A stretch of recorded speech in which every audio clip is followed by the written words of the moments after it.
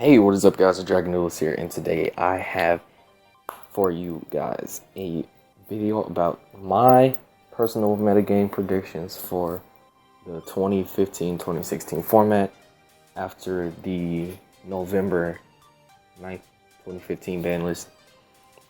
It pretty much destroyed all the meta decks that came before that ban list. Fleetforts, Shadalls, Burning Abyss, Necros, and pretty much anything else you think of.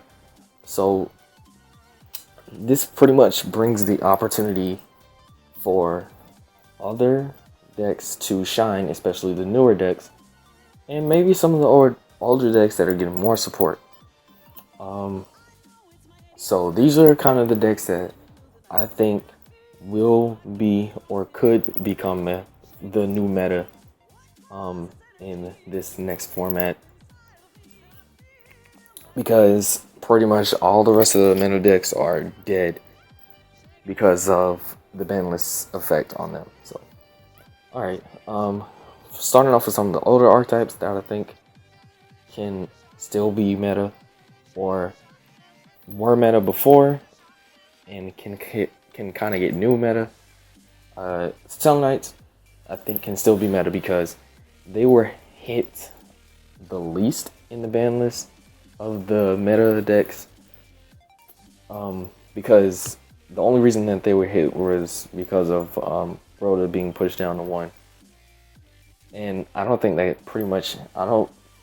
hinders the deck that much because of Deneb and you being able to search out all the Satellite Knights that you actually need off of Deneb's effect, and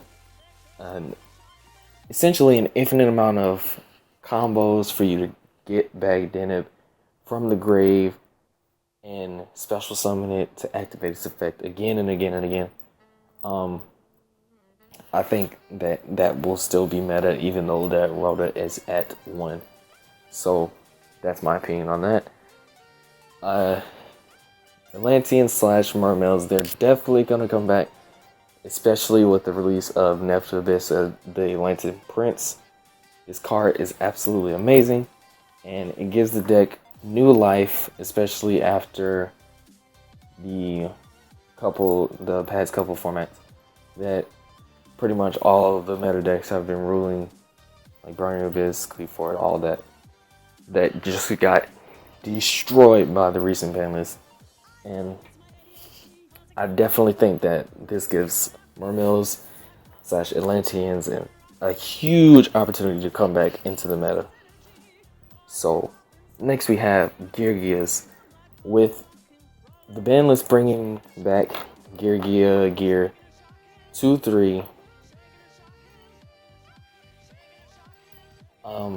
This can really make the deck a lot better because you do get those 2 Geargiano monsters from your deck and you can increase them by 1. This can make the deck a lot stronger because this deck pretty much broke Gears when they were used when this card came out. And I believe this card came out in the structure deck. I'm not sure. It could have came out before that, but I'm not sure. I know that when this card did come out, Gears were like pretty much dominating the format. So I do believe that Gear coming back to 3 can really up the deck and make it go back to at least one of the top decks of the meta. Next we got Resonators / Archfiends. This deck I don't believe was meta at one point, but I do know that it is an older archetype that comes from 5Ds, and it is getting a lot of support from the new sets, especially with Red Resonator and all the hot Red Dragon Archfiend cards. Oh, this is a new one actually, King Calamity. But all these hot Red Dragon Archfiends are pretty broken, if you ask me. And these can pretty much destroy like any deck if you can pull off the right combo. But I think they'll be in the same boat as Synchrons will be. But I do think that this deck could be meta if given the opportunity. Next we have Red Eyes, one of my personal favorite decks, and with the new Red Eye support that's coming out, especially when Red Eyes Tracer Dragon, I believe it's called, yes, gets released, this deck will have so much new life that it more than likely will be able to transfer into a meta deck, because the deck is already priced at about $200 right now. Because I think it is because of Flare Metal's rarity being secret rare at the minimum, I believe it is. But yes, this deck is pretty powerful, and it could be just like how Chaos Dragons were back in the day.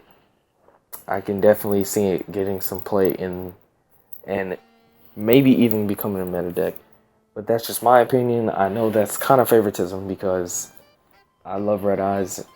Joey's probably one of my favorite characters in the entire Yu-Gi-Oh series, and I love Red Eyes so much. But for the newer archetypes that I pretty much know will become meta, Cosmos, everyone knows that this will become meta right after this ban list, because this gives, especially with the new support, this is going to give Cosmos a ton of advantage. And it's probably going to be the top meta deck after this new ban list, killing off the rest of the meta decks. It's probably going to be the top one. Yes, especially with Strawman. Strawman is a wonderful support, and all the rest of the newer support that has been announced and is coming out, I believe, in July of 2016, along with most of the cards. Next we have Monarchs, of course. Monarchs are going to pretty much destroy the meta. Like, it will probably be like the second highest played deck next to Cosmos in this new format, simply because of how powerful it is and how much advantage you can get, especially with the new cards. And it's going to be released as a structure deck, which is going to make it way more easy and gives it way more availability for even some newer players to get, because the structure decks are of course going to be $10, and you can easily just drop 30 on it to get 3 and get all the cards that you need. So Monarchs are definitely going to be meta. Psyframes. I know they're going to be meta. They are going to be meta, especially since Emergency Teleport did not get touched in this ban list like I assumed it would be. But since Emergency Teleport did not get touched, Psyframes are definitely going to be meta. They're kind of supposed to be anti-meta, but they're going to be meta because of the regular monster's effects. They negate pretty much everything you do while you...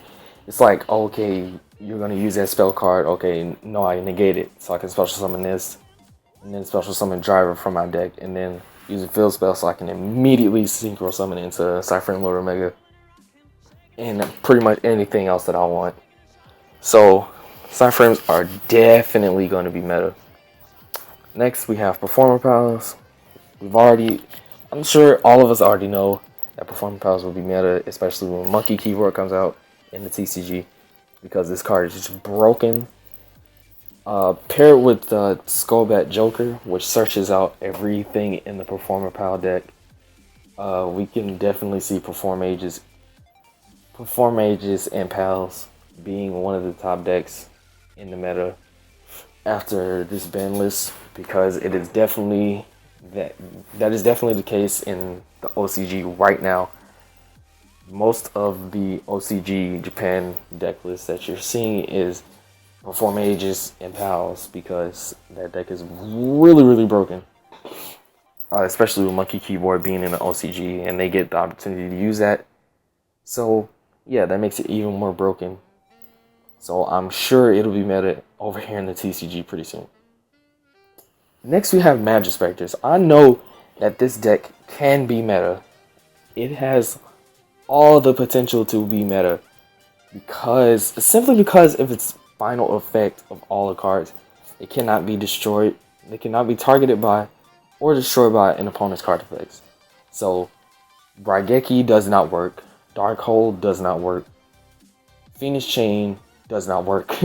Nothing works on these guys unless you just attack over them. And when you do try to attack over them, they're gonna use one of their spells to destroy your cards and give themselves a ton of advantage, because when you destroy those cards, you actually get to draw more cards and just continue pendulum summoning. So I definitely think that these can and probably will be meta, because they have all that potential. Next we have Dynamis. My god, Dynamis will be meta. I don't care what anyone says. Dynamis will be meta when we get all the support. Even before we get all the support, it will be meta when these cards come out in the TCG, because they have the ability to completely spam rank 5s, especially Cyber Dragon Infinity. You can immediately, just Dynamis charge and search out any of the Dynamis. Set up your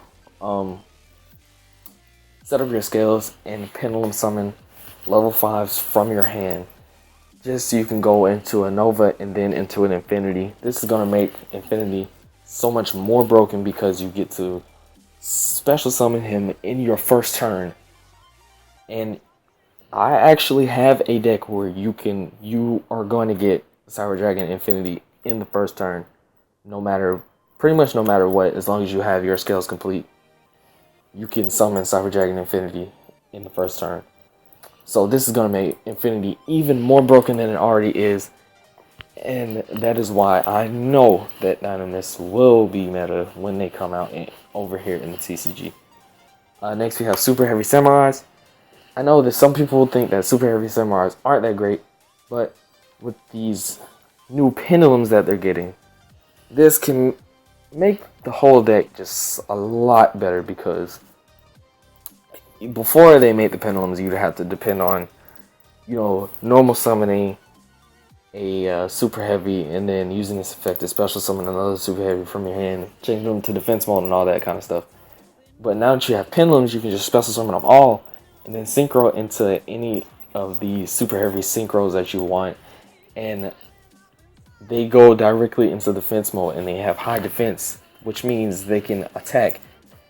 Their effects will allow them to attack in defense mode, which means that Mirror Force will not work on them. And that's a pretty big deal, because it pretty much says you can't do anything. Like, what are you gonna do if a monster in defense mode attacks you, really? It's like, you can Phoenix Chain it, but what else can you do? Nothing, really. Because I even think that Magical Cylinder doesn't work on them, if I am correct. Why can't I spell Magical Cylinder? Oh, Magic Cylinder.